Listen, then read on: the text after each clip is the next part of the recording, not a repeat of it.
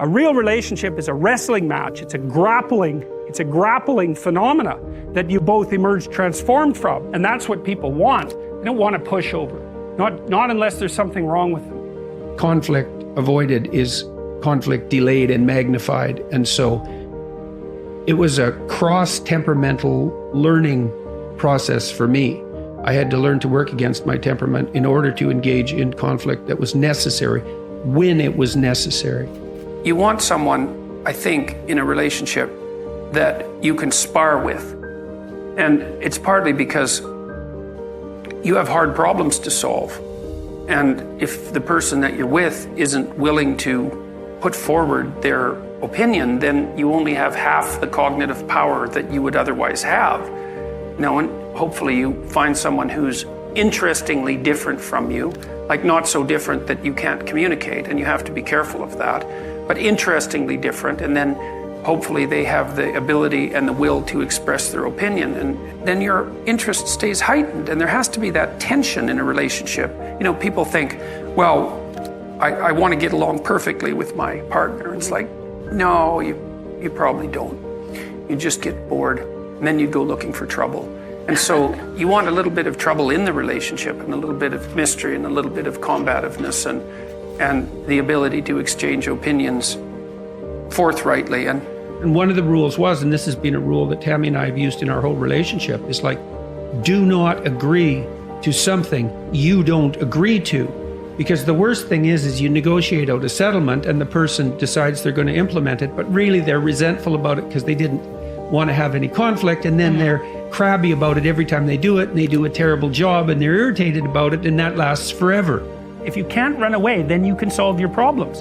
Because it might be, okay, well, I'm stuck with you. So how about we fix things? Because the alternative is we're going to be in a boxing match for the next 40 years. That's the alternative. So, and you think you're going to fix problems without something like that hanging over your head? There isn't a chance. You'll just avoid them because that's what people do. I do believe that spark that's outside of voluntary control is a necessary precondition for a long-lasting relationship. I do believe, though, that if it's there, you still have to work very hard to maintain it. What do you want from a partner fundamentally? What do you want and need? You're blessed with the fact that you find each other attractive, and I think it's very difficult for the relationship to begin or proceed or sustain itself without that. Well, you want someone that you can trust, you want someone that you can build a view of the future with, and you want someone that you can negotiate with. And that's very hard to negotiate with people because they have to tell you what they think, they have to know what they want or figure it out, they have to tell you what they want, they have to be satisfied when they get what they want, which is also a very difficult thing to manage. And you have to continually update that because your life goes through different stages. And people also don't understand because they tend to think that all romantic interaction should be spontaneous.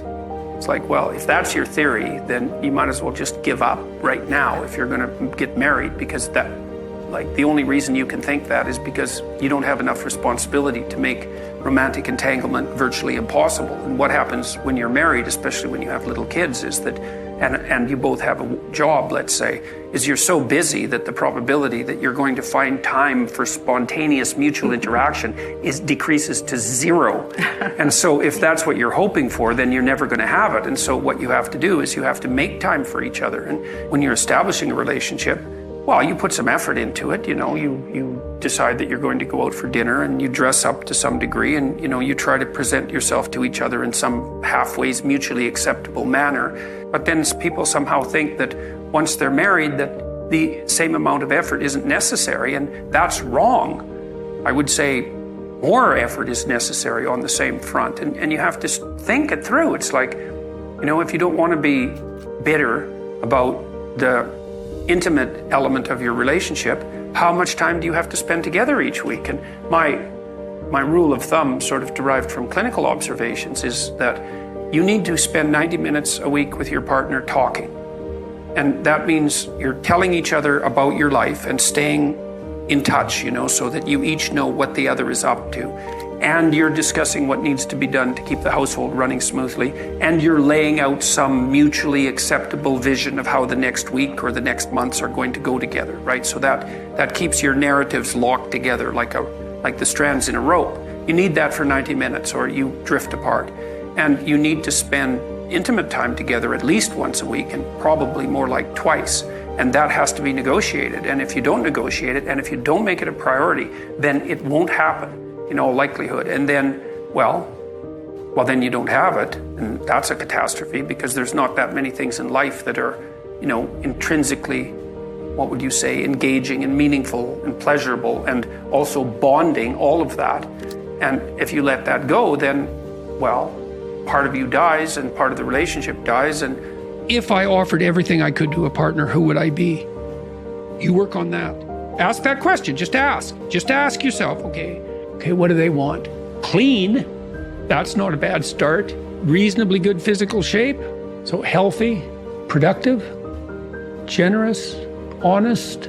The harder you work on offering other people what they need and want, the more people will line up to play with you. And so it's the wrong question. It's like, how can I be the best partner possible? And then you think, well, if I do that, people will just take advantage of me. And that's the non-naive objection, right? Because the naive person's saying, well, I'll be good and everyone will treat me right. It's like the cynic says, no, I'll be good and someone will take me out. And then you think, well, what do you do about that objection? And the answer is, well, you factor that in. And that's why you're supposed to be, what is it?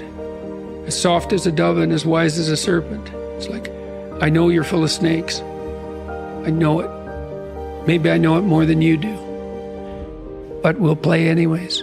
What's so cool about that is that even though the person you're dealing with is full of snakes, if you offer your hand in trust and it's real, you will evoke the best